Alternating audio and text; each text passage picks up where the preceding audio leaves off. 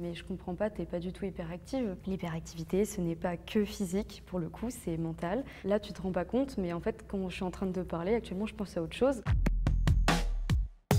Je m'appelle Angéline, j'ai 24 ans, je suis créatrice de contenu et podcasteuse. Et on va parler du TDAH. Le TDAH, c'est le trouble du déficit de l'attention avec ou sans hyperactivité. Ça se manifeste dans la vie de tous les jours, dans le quotidien d'une personne, et c'est principalement le fait qu'on soit en manque de dopamine dans le cerveau. Dans la vie de tous les jours, je me sentais différente parce que je voyais que j'avais un certain décalage avec les autres. J'étais pas aussi imprégnée dans tout ce que je faisais, par exemple quand c'était en cours, ou dans une discussion, ou même dans mon hygiène de vie. Je comprenais pas pourquoi, par exemple, j'arrivais pas à avoir une chambre propre, pourquoi j'étais pas organisée rien que dans ma tête. Alors en fait, le TDAH, on parle de 3 principaux symptômes ou comportements. On a l'inattention, l'impulsivité et l'hyperactivité. L'hyperactivité mentale, ça tout le monde l'a. Il faut savoir qu'avant il s'appelait TDA ou TDAH. Maintenant on a tout regroupé, c'est TDAH parce que le H c'est l'hyperactivité mentale. Et du coup, moi, ça va se manifester au quotidien parce qu'en fait, j'ai une pensée en arborescence. Je suis jamais au repos. Même dans le lit avant de dormir, je peux être ultra fatiguée physiquement. Mais quand je suis dans mon lit, ça va fuser, ça va fuser, fuser. Quand je parle avec une personne, j'ai jamais qu'un seul sujet de conversation. J'ai toujours une autre voix qui me parle dans ma tête et qui pense à plein d'autres trucs. Sinon, il y a beaucoup l'inattention qui m'handicape.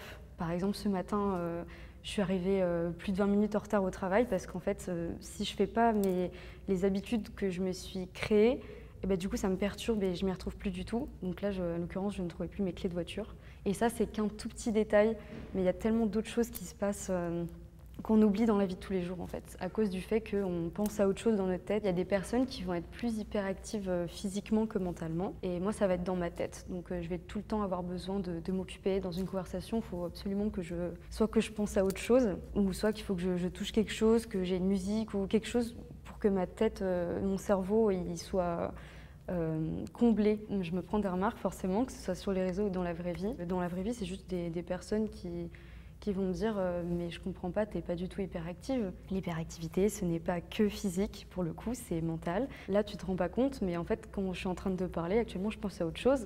Donc là, actuellement, je parle, mais je pense à autre chose dans ma tête, et c'est juste que ça se voit pas. Et sur les réseaux sociaux, ça va être plus mais tout le monde a ça.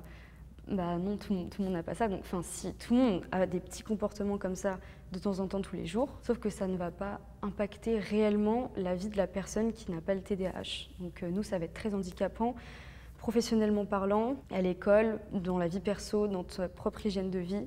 Et donc, c'est pas comparable de dire bah oui, moi, de temps en temps, je suis fatiguée, oui, moi aussi, ça m'arrive d'oublier d'éteindre la lumière quand je sors d'une pièce. Il y en a beaucoup qui pensent que le TDAH, c'est un effet de mode. Et en fait, du coup, vu que c'est amené sur des plateformes où il y a des trends, etc., les gens, ils prennent peut-être ça moins au sérieux. Mais il faut savoir que le TDAH a été écrit pour la première fois dans la littérature médicale en 1775, et vous imaginez bien qu'au XVIIIe siècle, il n'y avait pas les réseaux sociaux. Il faut le vivre pour le comprendre.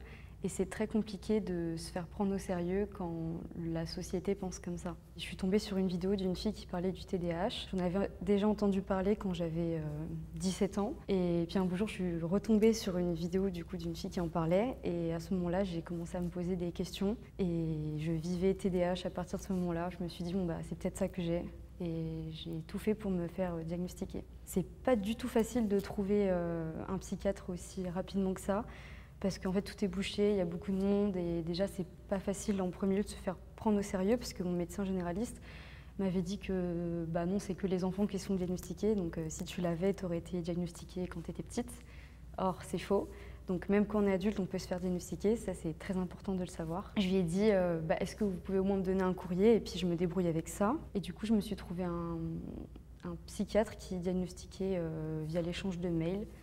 Donc pour l'instant, j'ai été diagnostiquée par mail, et là je suis en attente depuis plus d'1 an d'un rendez-vous à l'hôpital pour avoir un diagnostic plus détaillé. Dans la vie de tous les jours, j'ai maintenant des réflexes. Donc par exemple, pour l'exemple des clés, en fait, dès que je rentre à la maison, il faut absolument faut pas que je me laisse aller en mode bon allez, j'ai la flemme, je laisse les clés dans mon sac, parce que je sais pertinemment que cette pensée-là de je laisse les clés dans mon sac, le lendemain j'aurais complètement oublié. Du coup, dès que je rentre, j'accroche mes clés dans le porte-clés. Et il faut que ce soit un rituel tous les jours qui soit sans cesse refait. Et ce qui est compliqué à gérer maintenant, c'est En fait, quand je suis seule, je vais réussir à avoir certaines habitudes, mais dès qu'il y a quelqu'un, ça va tout perturber. Donc, je travaille de jour en jour pour savoir quelles techniques, quelles habitudes je peux adapter encore. Il y en a beaucoup qui sont très complexés à cause de leur TDAH. Ils pensent que c'est une certaine forme de faiblesse, que je peux tout à fait comprendre. Mais moi, je le vois plus comme une force, parce qu'être neuroatypique, ça veut dire qu'on peut apporter des idées différentes dans la vie de tous les jours, et que c'est pas parce qu'il y a toute une société où il y a plus de neurotypiques que les neuroatypiques, ils n'ont pas leur place. Donc c'est une très grande force de pouvoir apporter de la nouveauté et une grande créativité surtout.